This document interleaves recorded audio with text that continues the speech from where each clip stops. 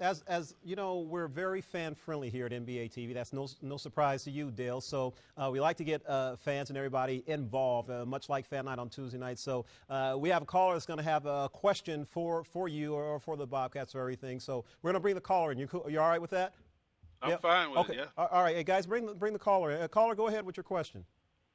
Yes, this is Stephen Kerr from the Golden State Warriors. I got a question for you, Dell. The Bobcats are struggling to score this year. What do they have to do to turn around the point production, especially with a great defensive team in Portland coming in? Well, I wish that's a good question, Steph. You must know a little bit about the league. I wish I was able to suit up and help them. Curry in the lineup could always help. You know how we like to shoot. I pass that trait on. But we're working on it. How you doing up there? I'm doing all right. We're out in where are we at? We're in Milwaukee right now. I got a good matchup with Brandon Jennings tonight, so Yeah. I'd like to talk some basketball before I go to the gym. Well, I see Dale, the this is fun. NBA's Go ahead. Yeah, I see the NBA is fitting right into his system right already. He has to think a minute before he figures out what city he's in. Well, Dale, this is obviously great for us. We sprung the surprise on you. You didn't know that our mystery caller was your son, Steph. I mean, talk to me a little about your pride and everything that's going on with him as he begins his NBA journey. Well, let me first tell him, Steph, I watched Davidson play today. They lost to Butler. I don't know if you knew that, but I watched the game. Played well early, but they struggled. They needed some scoring. But as a father of the NBA player, obviously, I'm very excited to watch him grow as a young player and then to reach the highest level of competition. He's always wanted to be this a player in this league. He's worked real hard at it. I've never had to push him or my other son to work out and get in the gym. They've always had that work ethic, and that probably from just being around the game and the best players in the world while they were growing up.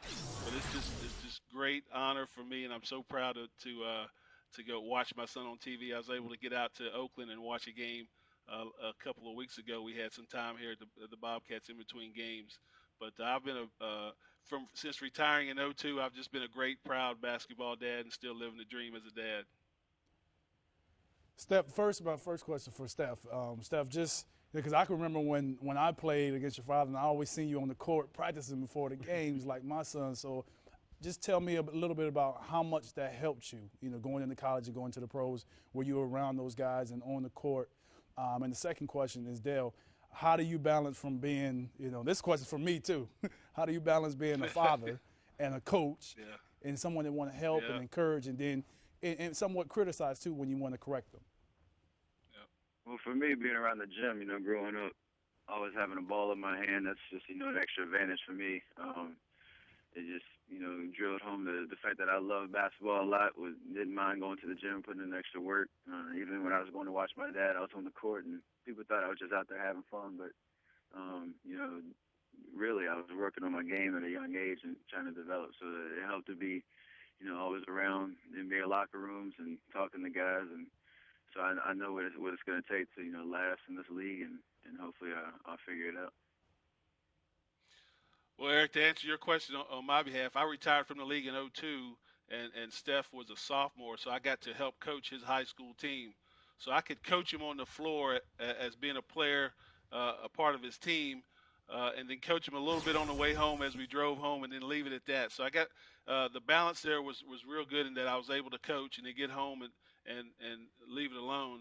And when he got to college, I was able to go up and watch practice. Coach McKillop did a wonderful job at helping him groom his game and helping him mature as a player and a person.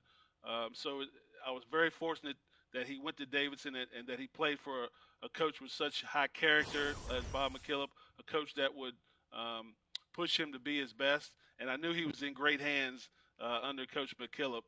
But I was able to go up and talk to them a little bit in practice, gave them some insight about how I was able to get open using screens because they use Steph a little bit like that at Davidson.